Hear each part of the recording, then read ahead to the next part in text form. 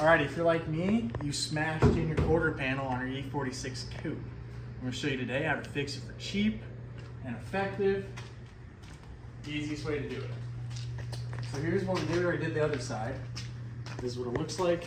Essentially, it's just a riveted on stock piece. It's really all it is. Cut this off of another car, but it ends up looking pretty decent. You get your taillights back, your trunk fits back good. And if you had an over fender, you won't even know it's there. I think even with paint on this, you wouldn't even be able to tell hardly. You're gonna cut all this out anyway if you do overs, so it really does not matter. The main thing I was going for here is getting my taillights back so I can drive it to the events, drive it on the street, and actually be seen. So I'll show you what we did here. Just took a stock car that was getting parted out, and just cut the quarter off of the other car. We just went along this line here and just chopped it all up, went up the fender well. You have to cut all that out, and then we just went around this base here with a Sawzall and cut that all out. That line, it's not really just a skin. You kind of have to get into the inner to cut it all out, but it's not too bad of a job. It's easy enough. Just gonna give you a quick demonstration on how to do it to your car. I think I paid $130 for these, and rivets are $35 with the tool. So cheapest way to do it. I'll show you some tools you're gonna need. You got the grinder. You need this for cutting everything out, cutting all the old section out. It also helps if you have a Sawzall to cut everything else that you can't really reach with this. You could probably get the entire job done with just the angle grinder, but the Sawzall is sometimes the best option. Drill bit to fit your rivets, rivet gun, and a hammer's nice to have. And then also use a marker to kind of mark out a rough line where you're going to cut, and you just start cutting. All right, so first thing you're going to want to do is make a rough sketch of like where you're going to cut out. So basically what I do is just take where it's dented at and just kind of go off of there. So you're going to want to mark where you can get an easy reference line. So like we're going to go right off of here, straight down, and it looks like my dent ends in about this area. So we're just going to go straight up from here, and we're just going to go straight to here. And we go straight over, and there's another dent right here. So we need to take this line, and we need to cut up. We don't want to get that dent included. And we're just going to go straight up here. That'll be our main cut there. So, because we don't have any dents in here, so we don't really need to worry about redoing any of this. Most of this on the replacement panel will just be for support to hold the rest of this, add a couple rivets to it. So the first thing we're going to do is just going to cut up here, cut there, cut there. Yeah. For the second part of the cut, we got to worry about this back half. This is where it gets kind of tricky because you can't really see what's going on, and there's also an underlayer under here. You got to chop a lot away. It gets a little scary. So we made the mistake. If you look at this one we did right. Make sure when you cut the other one out, you leave this area so you have something to rivet to this back side. On this other one we cut out, and look at it.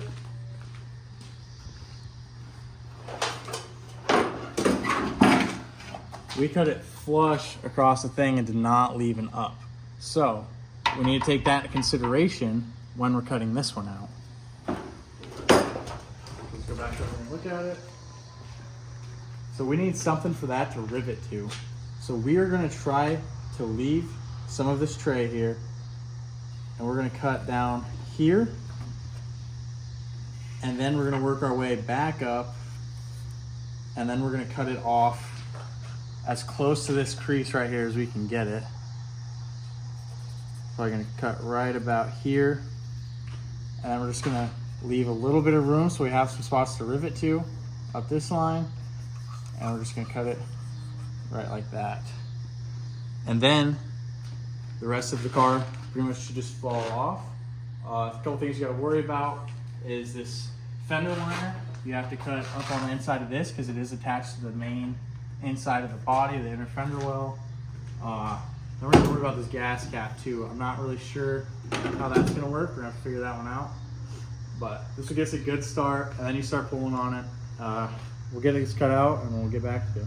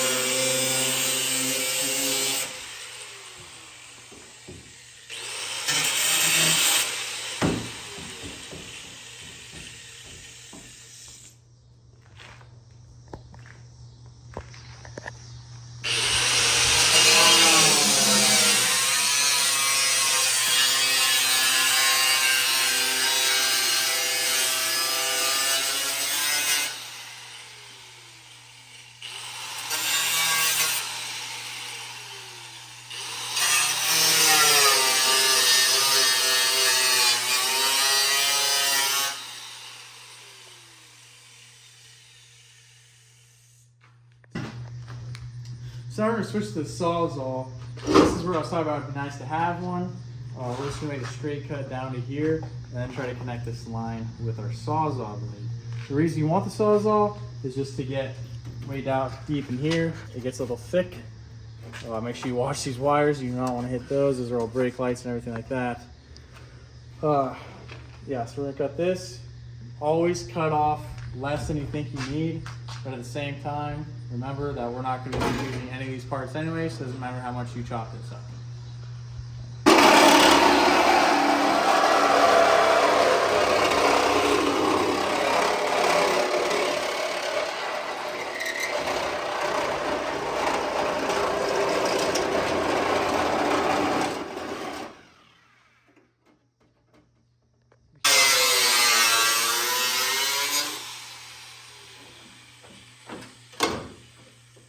Okay, so now we have this thing barely loose. You can see it's pretty much ready to come off. We got a couple of clip points. The main thing we're dealing with here right now is the gas door. Knew that'd be a problem. And I think a little bit of this fender well still. So you can see the cut I made here on the outside. So cut all that out, and then we'll deal with this bottom piece here later. Because right now you just need this to cut the metal off. You can go up underneath too, but it's just easier to make that cut. We're not going to be using any of this anyway, so it doesn't matter. We're going to deal with the gas cap here and figure that out.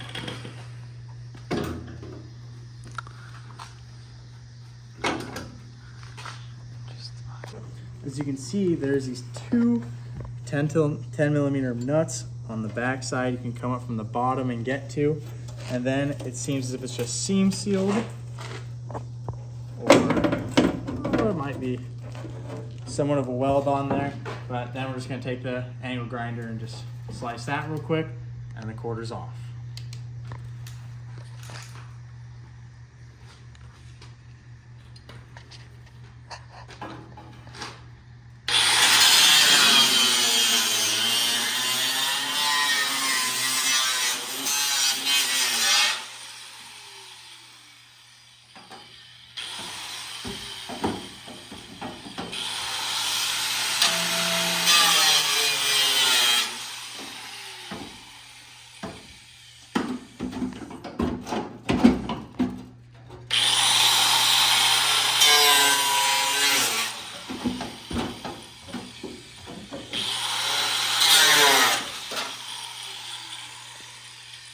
Like that, you got the entire quarter off. You just might want to save the gas door if you're going to grab it from the part out car.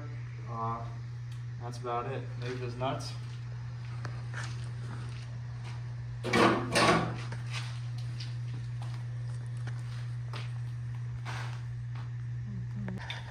Alright, next up, this is the inner fender well we're going to deal with here. We're going to cut it like you would be cutting fenders for overs. We're just going to slice it all the way here. I'm going to put a couple slices in it, fold it up to get it out of the way.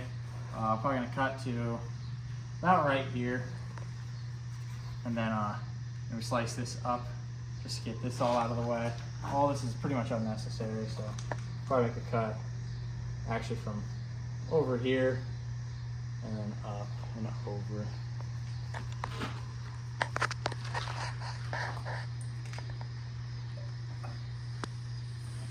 Be mindful of your filler neck because that is directly behind this, and you do not want sparks flying at gas.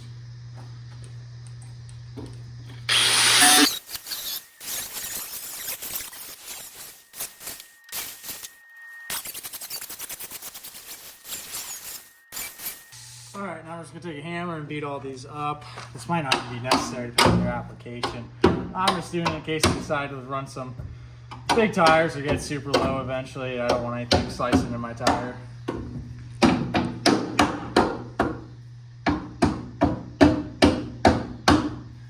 Should probably also be seam sealing all this, or some sort of anti-rust, rust preventative stuff. I'm not too worried about this car. Maybe has another year left.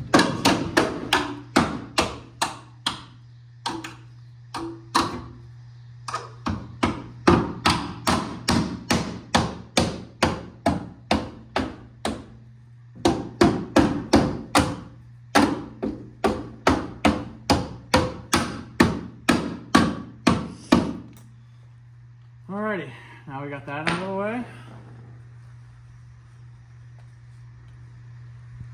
You can see all the bad spots are gone. Right up here, we do have a little crease.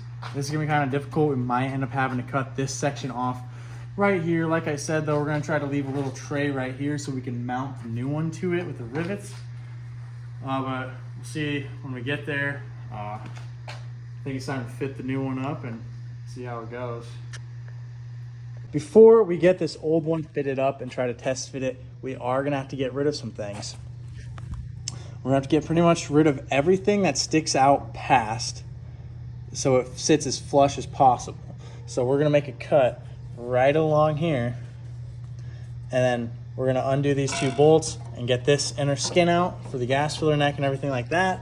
And then since we left this piece right here, we're gonna take a cut and we're just gonna cut it right along here so we can cut this trim piece out, or the trim where the trim gets held. And then we're also probably gonna make a cut right along this top seam because we cut the old one on this bottom seam. So we know we have plenty of room to play with if we just cut it right there. And then we're also gonna cut it a little bit shorter because like I said, we only really need up until here, right before the M on the Marlboro.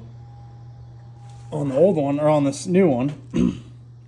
So probably make a cut, same spot we did before, just right past this, and then straight up. Might come a little over and up. First we're gonna work on getting this out, and then I'll show you guys the rest of the process.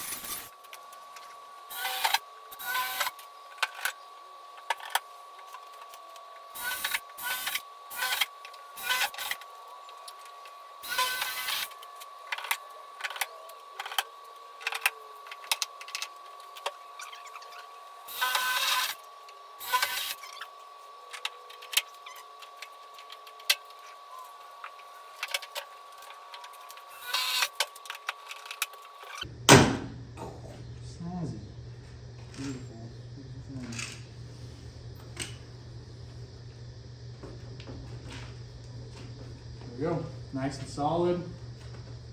Just gotta figure out this fuel door, and that's about it, really. It is a little off. to be expected when you run your car into a wall. Happens. Yeah. Figure that out, and then we'll show you how to tie in these two back pieces down here. That's so close though. God, that's fucking spot on. Okay, our old piece is still pretty decent shape in this center area where the latch is supposed to be. So, what we're gonna do here, we're gonna line up where we need to cut, make a couple marks, and then just cut it there, place it in there, and you can either tack weld it, or you can get a couple other sheets of metal and just rivet, rivet, rivet, rivet. Frog noises, rivet, rivet.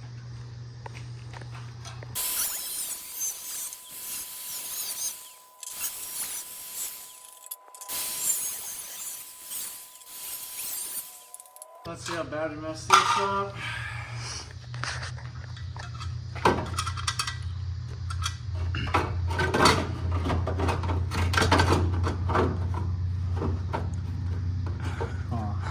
I wonder what that was.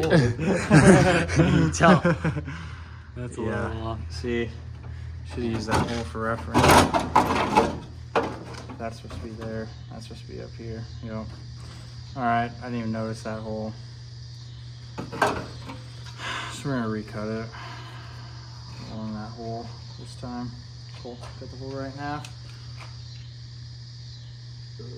Cut, cut, cut.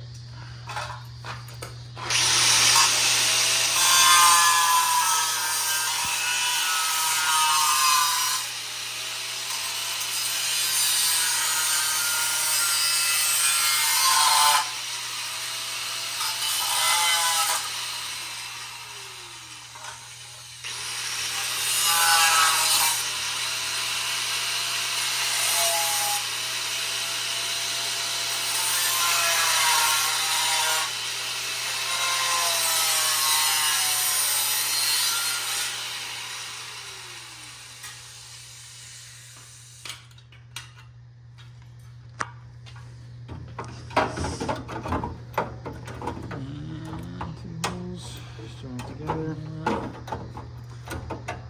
Just need to pull them.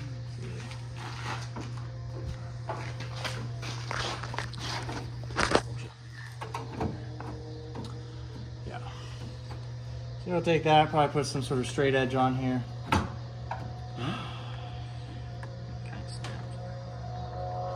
I'm gonna tack it. Well, I'm going to use a welder and tack it, but you could most definitely use just rivets and other pieces of sheet metal to stick it together if you wanted to.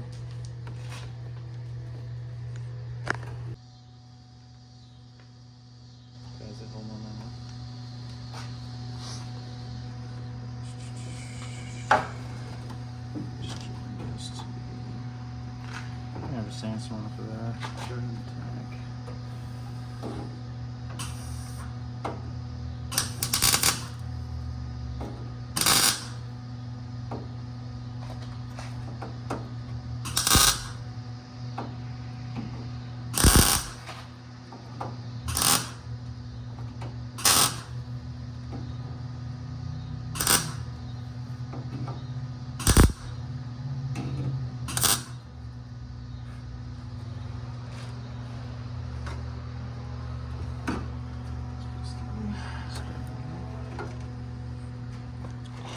A little bit sticking out on that thing. What is it?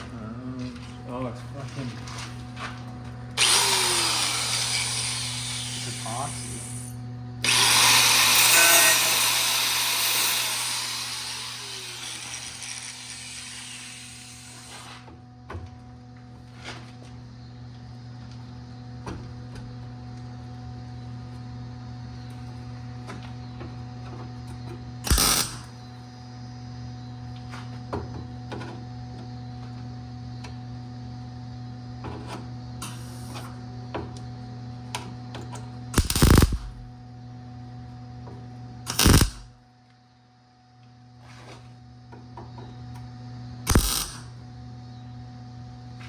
Okay, let's bring the camera back here.